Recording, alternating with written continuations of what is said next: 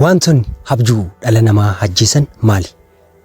Namni yoo maal ta'e abjuunsaa jalaa du'uu danda'a yookaan immoo abjuunsaa jalaa baduu danda'a.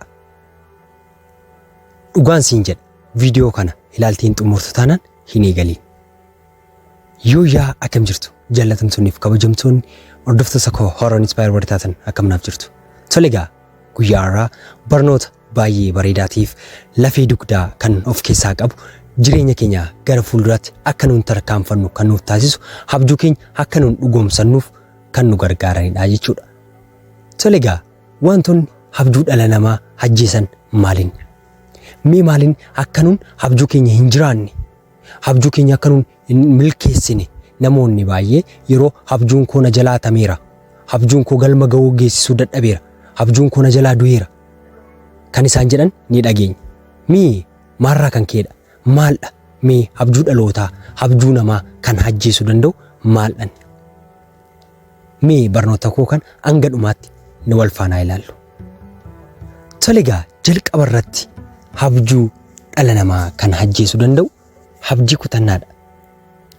Namni abdii kutate arra qofaa jiraata. Namni abdii kutate mul'ata isaa fuulduraa, abjuu isaa gara fuulduraa jalaa dukkanaa jechaadha.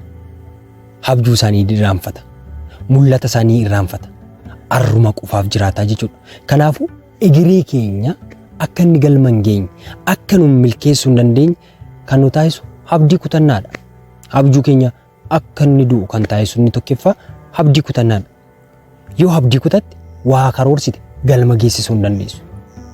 Ani hojjedheera naa milkaa'uu hin dandeenye, ani daldaleera naaf galma ga'uu hin dandeenye, ani baradheera hojii argachuu hin dandeenye, ani handhamaa milkeessuu hin dandeenye jennee yeroo abdii kun abjuu keenya ajjeesaa jirra yookaan abjuu keenyatti biyyoo uffisaa jirra jechuudha. Kanaaf abdii kutannarraa of haa eeggannu, jabeessinee yoo abdii kutannarraa jabeessinee of hin eegne na amani abjuu kee mul'ata kee hawwaaltee biraa deebita. Kanaafuu abdiin kutatiin. Inni lammaffaa irratti argamu gabaabsanii yaaduu. Egeree ofii gabaabsanii yaaduun doofummaatti nama hambisa.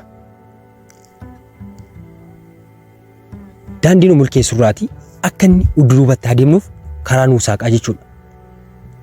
Fageessanii yoo yaadan, fageessanii yoo hubatan, fageessanii yoo karoorfatan galma barbaadan ga'uu danda'ama.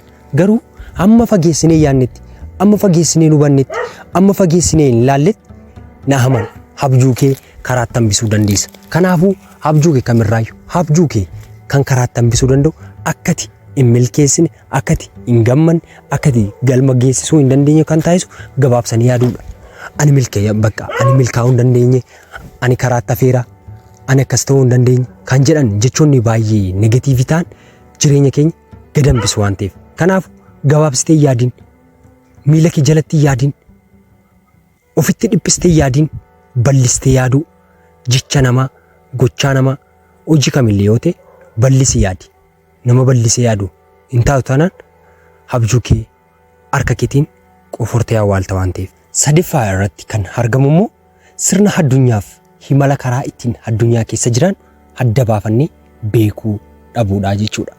Addunyaan kun sirnoonni addunyaa keessa jiran kan nama fayyadan yookaan kan nama jijjiiran akkuma jiran akkanumallee faallaan isaa kan nama miidhan, kan gad nama hambisan, akka nuun hin milkoone, akka nuun abjuu keenya hin dhugoomsine, akka nuun abjuu keenya hin jiraanne kan godhan ni jiru jechuudha.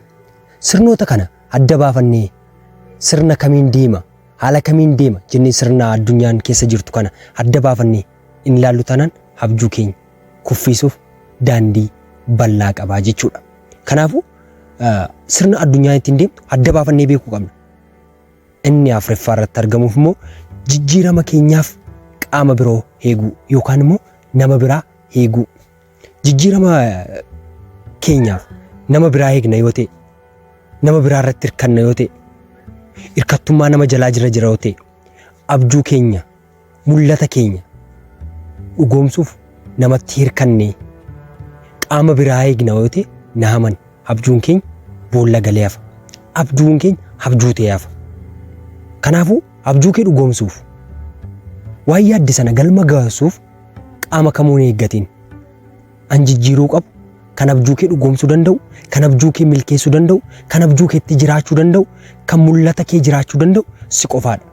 Kanaafuu abjuu kee kan hawaalee hambisu akkati abjuu kee hin jiraanne kan godhu inni Afuraffaa irratti argamu jijjiirama keef abjuu kee milkeessuuf kaayyoo kee galmaan ga'uuf jijjiirama nama biraa eeguudha. Kanaafuu abjuu kee irratti nama biraa hin eegin.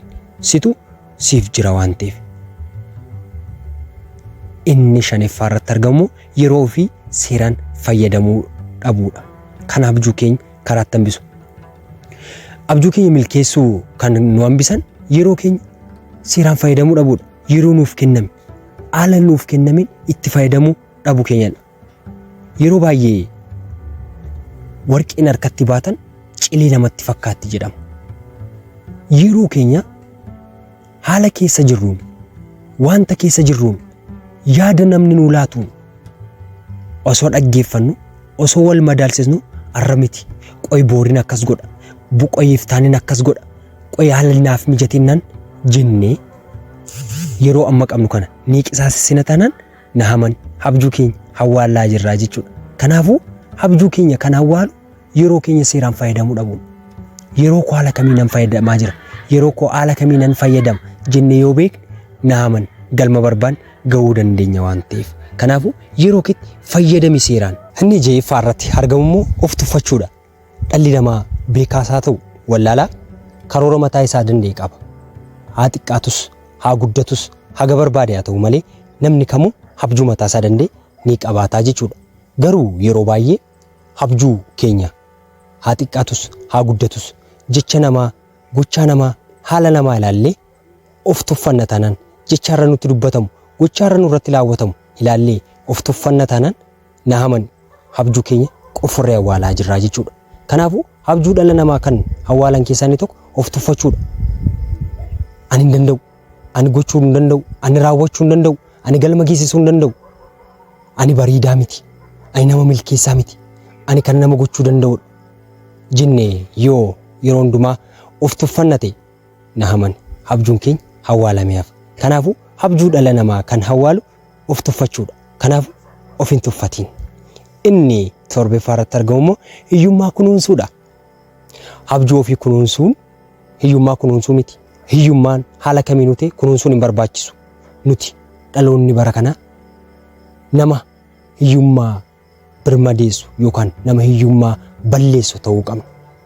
Yoo hiyyummaa balleessuuf hin tattaafannu ta'e hiyyummaa nurra jiruun rakkoo nurra jiru laallee hiyyummaa nurra jiru laallee akkas gochuuf yaadeen tureem, ani mul'ata akkasii qaban tureem, ani akkasii gochuudhaaf hawwii qaban tureem, garuu maal godha hiyyummaatu akkan hin milkeessine na godha jennee hiyyummaa keenya ni dhaadessina, ni kunuunsina taanaan na haman abjuu keenya qofurree hawwaalaa jirra. Kanaafuu abjuu keenya kan gad hambisu akka inni gadafu kan godhu inni Torbaffaa irratti argamu immoo hiyyummaa kunuunsuudha.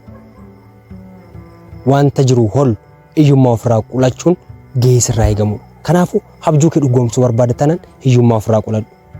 Inni 8ffaa irratti argamu immoo itti gaafatamummaa sirriitti fayyadamuu dhabuu yookaan immoo sirriitti hubachuu dhabuudha.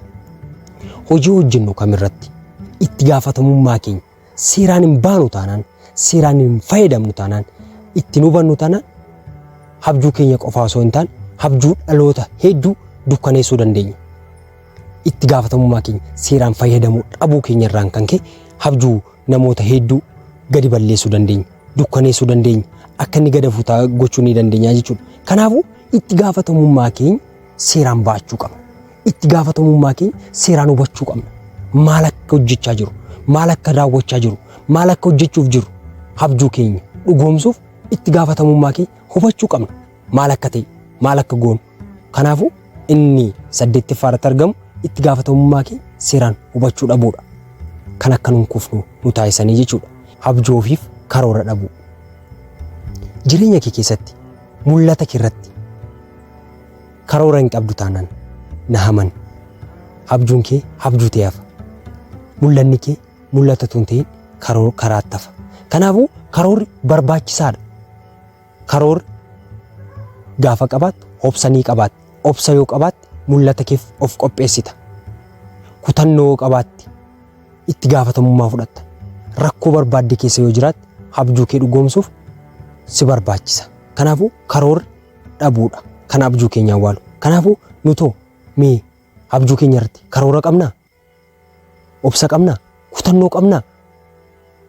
Garaa raafamne qabnaa? Kanaafuu itti gaafatamummaa fudhannee yoo abjuu keenyaaf jabaan akkasumas garaagartummaa gaarummaa jireenya keenya irratti fiduu dandeenya. Kanaafuu kanneen salgan seeraan yoo itti fayyadamne abjuu keenya maalti akka adoochaa jiru yookaan awwaalaa jiru adda baafannee beekuu ni dandeenya. Kanaafuu adda baasiitii beeki abjuu kee kan karaatti qabee jiru.